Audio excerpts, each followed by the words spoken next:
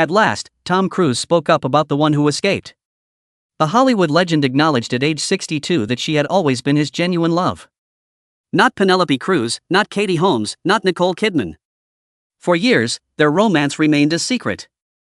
She supported him through the ups and downs of his career and the drama of Scientology, while viewers sought his public relationships fall apart. Tom merely responded, "I wasn't ready for the world to know," when asked why he had never spoken up previously. You can never guess who won his heart for good. On July 3, 1962, Tom Cruise was born in Syracuse, New York. Thomas Cruise Maypother IV was his real name. He had a difficult upbringing. The father was violent. The family had 3 sisters, lived in poverty, and moved frequently. He had already gone to 15 different schools by the time he turned 18. Nearly every year, a new school is established. A move meant no true friends, new people, and regulations. Made him hungry and more adaptive. In 1971, his family relocated to Ottawa. This was Tom's first actual acting experience. Only 10 years old. Originated in the school play It. Not much. However, the school football squad tried out for a school play after consuming alcohol prior to a game. Everything changed when Eisendahl's play came to life on stage. The audience adored him. He wasn't merely acting, he was evolving. Made a daring choice immediately after high school in 1980. He had only $500 when he relocated to New York City. He chased auditions while working as a porter and busboy. His name was abbreviated to Tom Cruise from Thomas Cruise Maypother IV. He used the local theater as a training ground. He threw himself into it. In 1981, he got his first significant break. Love only had a small part in the movie, a few lines, but it paved the way for Taps, who was only meant to play a supporting role. The director was so struck by his performance that the part expanded. People began to notice that Cruise made a difference. The Outsiders followed in 1983. He portrayed Steve Randall. It placed him among future stars, but it wasn't the lead. He was a member of the gang, but the game was altered by the risky nature of the enterprise. Cruise portrayed Joel Goodson in a coming-of-age movie in 1983 about a senior in high school who converts his home into a brothel. It was humorous, ancient, and insane. On a budget of $6.2 million, it earned $63.5 million. Not everyone enjoyed the film. They recalled it. He got famous for dancing to vintage rock and roll while wearing only his panties in one particular moment. He was nominated for a Golden Globe. He was no longer merely making promises. He was famous. However, Cruise was different from other young actors. Even in Taps, he rejected stand-ins. He himself performed risky stunts. Off-camera, he remained in character on The Outsiders. Directors took note. No one prepared like him. He committed color-coded routines to memory. He listened to audiobooks. As he learned lines, he moved. He overcame his dyslexia thanks to it. His strength stemmed from his fight. Hollywood arrived with Footloose in 1984. Cruise declined the $2 million they gave him.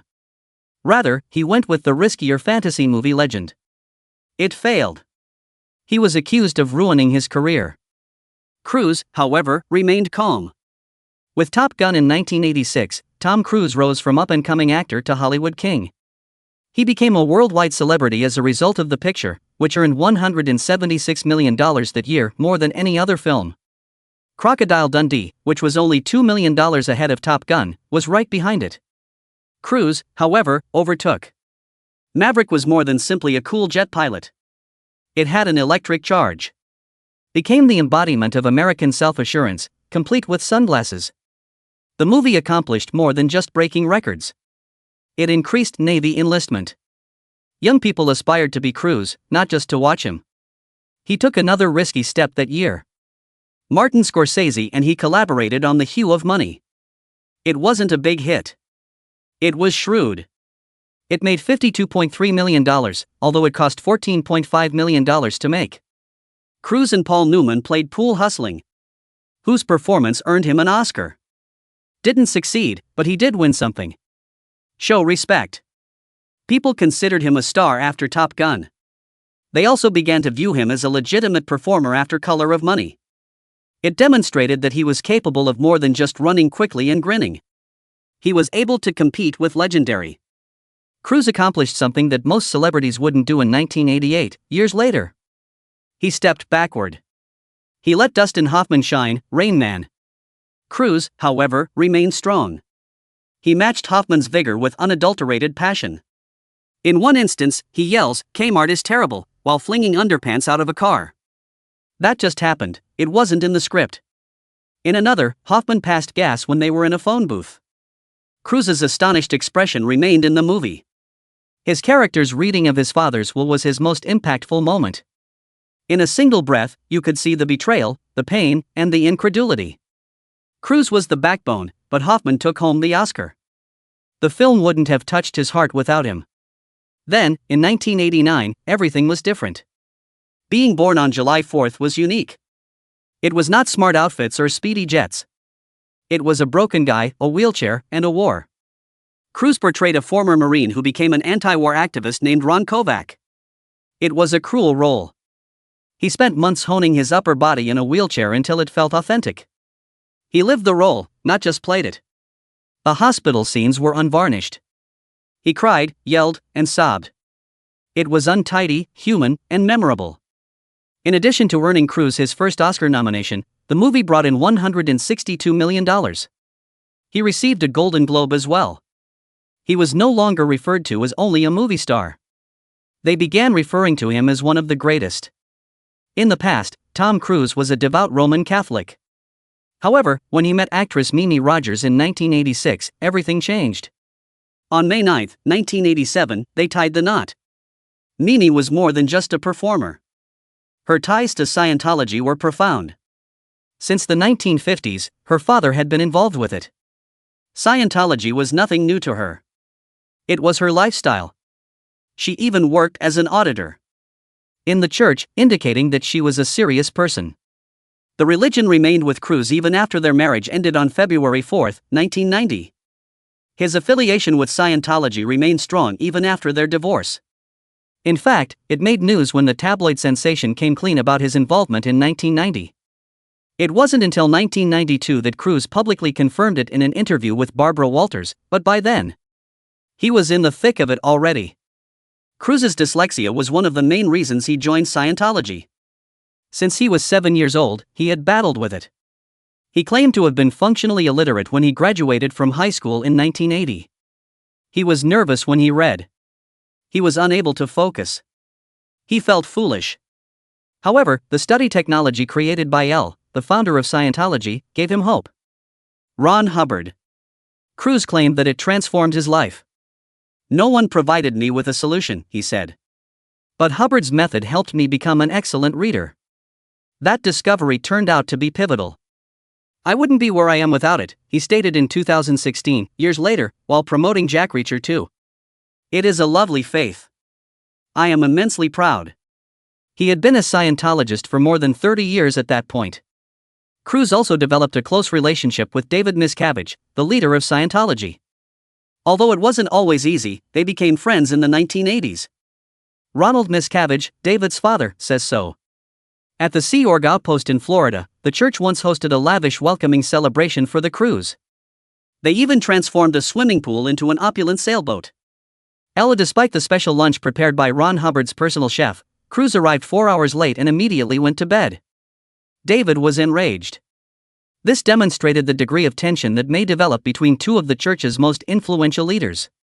Toward the end of 1999, Cruise nearly left. According to reports, he became alarmed when church officials pledged to divulge information about Xenu, a shadowy extraterrestrial character in Scientology mythology.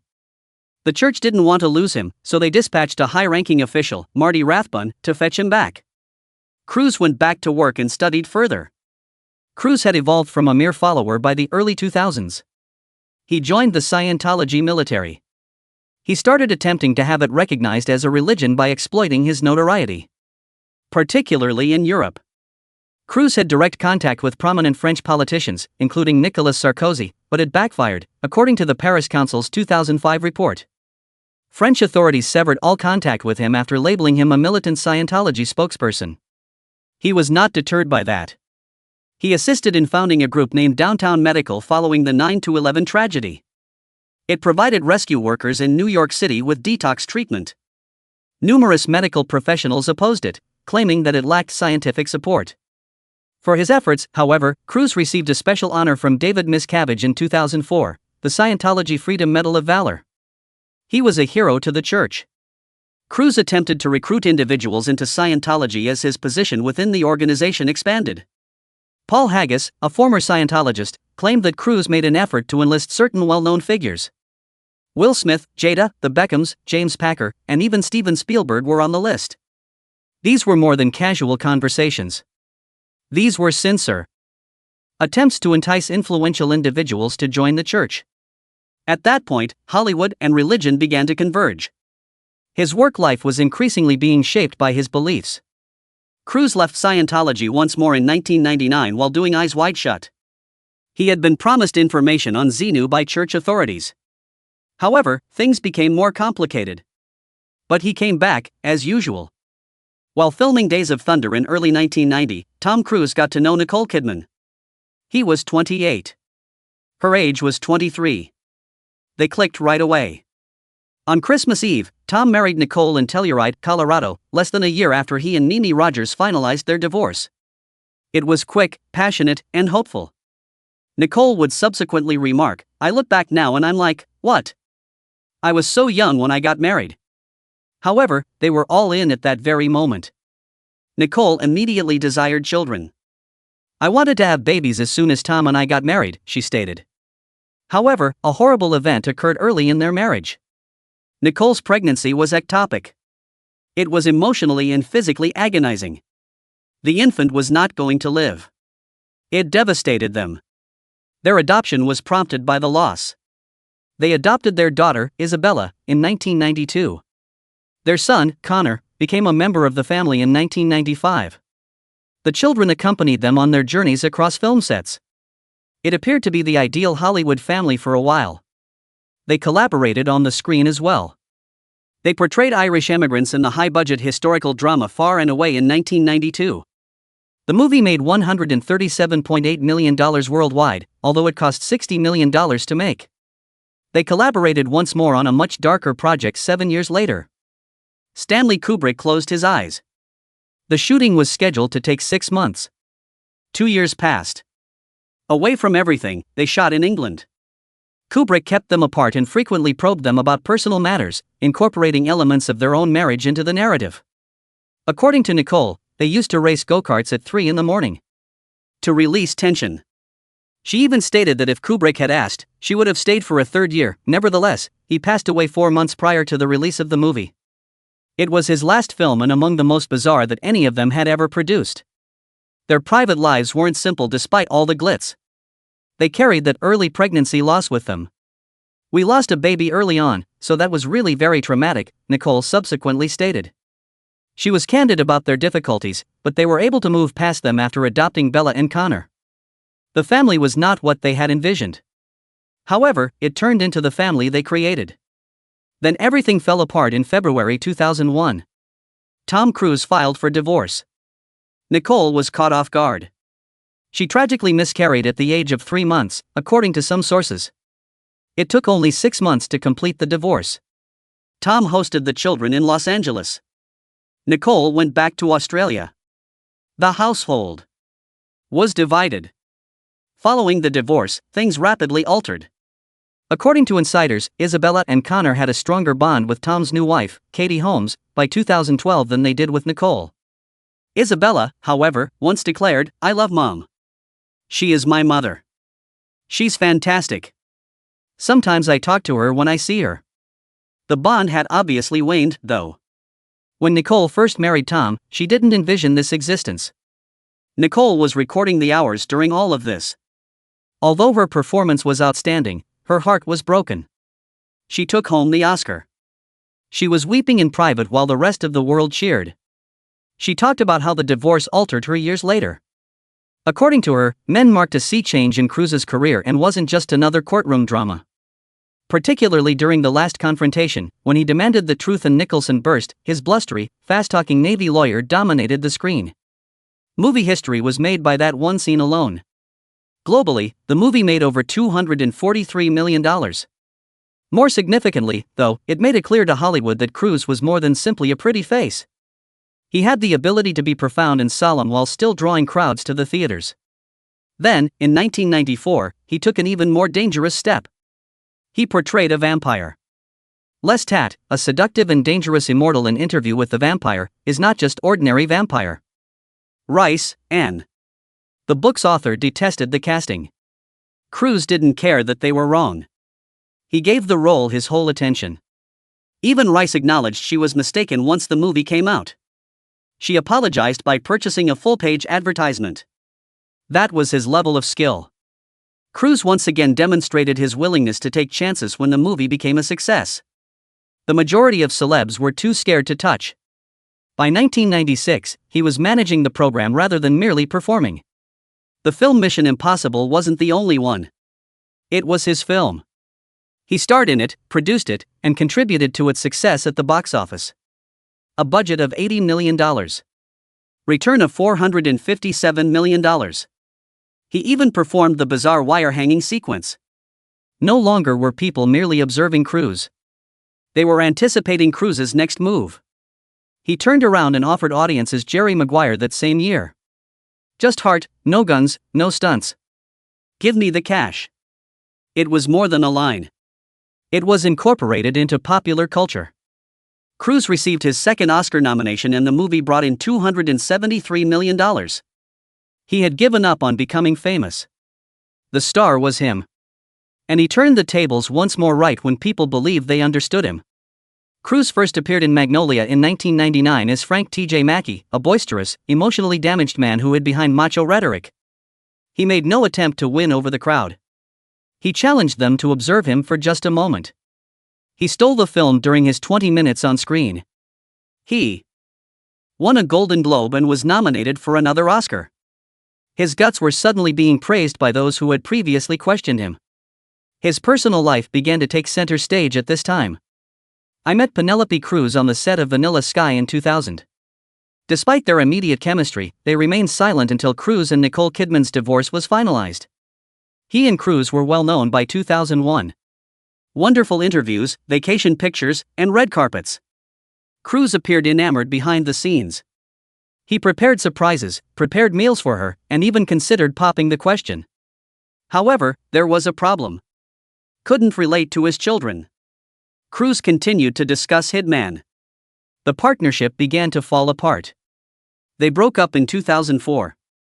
The public was informed that it was due to competing movie schedules. However, insiders claimed that Scientology was more involved. After that breakup, an odd thing occurred. Former Scientologists have said that the church made it their goal to locate Cruz a new partner. This was organized, but not in the typical sense. Unaware that they were being interviewed as potential mates for Tom, women in the church were audited. It was about loyalty and image, not love. And command. Cruz represented Scientology, and the organization would stop at nothing to maintain his goodwill. To keep their golden boy happy, they even converted a hangar into a private haven and customized his cars. Then followed Nazanin Boniati, one of the darkest tales. She was intelligent, youthful, and devoted to the religion. That was insufficient. Her entire life, she had to switch up her hair and style. She needed to find out what Tom enjoyed. Cruz lost it after making a minor error and finding it difficult to follow the fast-talking religious leader. Hammered the table. She was dumped 2 weeks later. No dialogue, just a directive. Following her departure from the church, she resumed her career as an actor. She and Cruz never acknowledged the incident. However, far too many of their acquaintances did. Next up was Katie Holmes. April of 2005. Only 33 days after calling off her first engagement, Cruz made an appearance in Rome with Holmes. The media exploded. Her age was 26. He was 42. People began referring to them as Tomcat. She had once fantasized of marrying Cruz, according to Holmes. Here they were now, blazing for the cameras, hand in hand. However, there were rumors of control, of Scientology chaperones pursuing her, and of how quickly things happened. Holmes no longer resembled the Dawson's Creek girl. She appeared engrossed. The couch followed. May 23, 2005. The stage of Oprah. Cruise was intended to promote War of the Worlds, but he lost his mind the moment she inquired about Holmes. He leaped. He yelled. Reaching down, he shook Oprah's hands. The audience clapped uncomfortably. At home, viewers couldn't tell if it was a breakdown or real. The video went viral before the term viral was coined. Studios went into a panic. According to reports, Paramount lost as much as $50 million. Ladies, particularly many who had admired Cruise for years, abruptly turned their backs on him.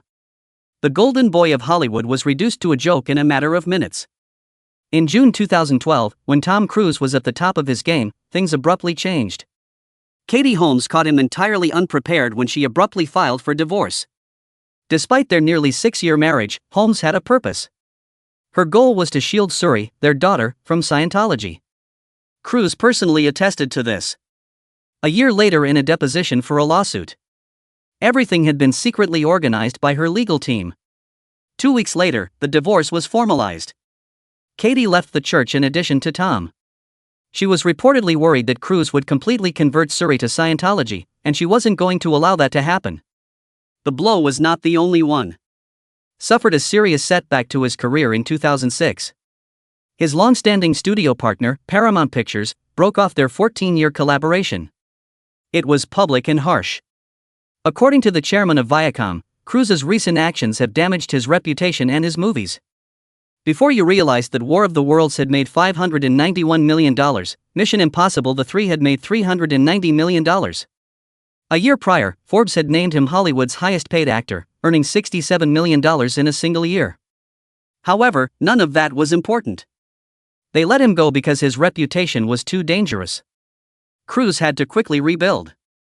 Therefore, he took a totally unexpected action in 2008. He stopped being loud, bald, foul-mouthed, and disgusting. No one anticipated that role. The absurd studio boss persona was one that Cruise had invented himself. Tropical thunder.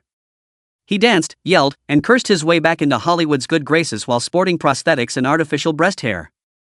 When viewers recognized him, they were taken aback. The risk paid off. Once more, people were laughing with him rather than at him.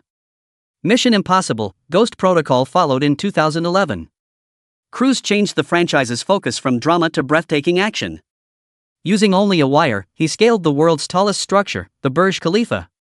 Everything changed when that stunt was performed at 2,722 feet in gusts of 79 kilometers per hour. His boldness became the topic of conversation instead of his private life. The film brought in around $700 million. In 2015, he followed up with Rogue Nation, generating an additional $682 million. Cruise did not stop there, but his return was genuine. At 52, he clung to the edge of a real plane during takeoff in Rogue Nation. There was only Cruise flying at 160 miles per hour, no stunt double, no green screen. Even insurance companies refused to pay for it. For those moments alone, the studio had to create a special policy worth $50 million. As the final genuine action star in a world of computer-generated imagery, his fame was expanding, not as a celebrity. He was not slowed down by injuries either. He fractured his ankle jumping between buildings in London in 2017 while filming Mission Impossible: Fallout. The cameras continued to record. He completed the shot. The injury increased the budget by $80 million and caused a 2-month production halt. However, Cruise recovered more quickly than anticipated and came back before the doctors believed it was feasible. He suffered another injury in 2023 while filming Dead Reckoning, breaking his ankle, cracking his ribs, and tearing his shoulder. He did, however, finish the film. The authenticity was adored by many. The action was lauded by critics. He wouldn't pretend. Cruise remained steadfast during the pandemic, while most celebrities rushed to streaming deals. Top Gun, he said. Theaters had to screen Maverick. And it became viral when it was eventually released in 2022. $1.5 billion at the box office worldwide. The year's biggest hit. More expansive than Jurassic World. Larger than anyone anticipated. Made almost $100 million just from one film. It was more than a follow-up. It was the peak of my career. Top Gun returned after a 36-year absence. Cruise was, too. He received an honorary Palme d'Or and a standing ovation at Cannes. There was something he wasn't discussing behind the scenes, but critics even praised it as being superior than the original. Suri, his daughter, allegedly stopped visiting her after the divorce. In 2013, the last known communication occurred. She was just 7 years old. Suri dropped his last name in 2024, the year she turned 18. Her current name is Holmes' middle name, Suri Noel. Carnegie Mellon University is where she's going. The disconnection policy of the church may be the cause, according to former Scientologists. Katie's departure from the church might have branded her as a repressive individual, and hence, Suri as a possible cause of conflict. Cruz may have severed ties as a result of his religious beliefs. His adoptive children from his marriage to Nicole Kidman are still with him, Isabella and Connor, as they remained in the church. However, she is no longer in his life, Suri. Rumors are now circulating once more. Cruz, who is now 62, was frequently seen with Ana de Armas in 2025. In London, everything began with a low-key Valentine's Day supper. Then she arrived at a heliport in Cruz's private helicopter with her dogs.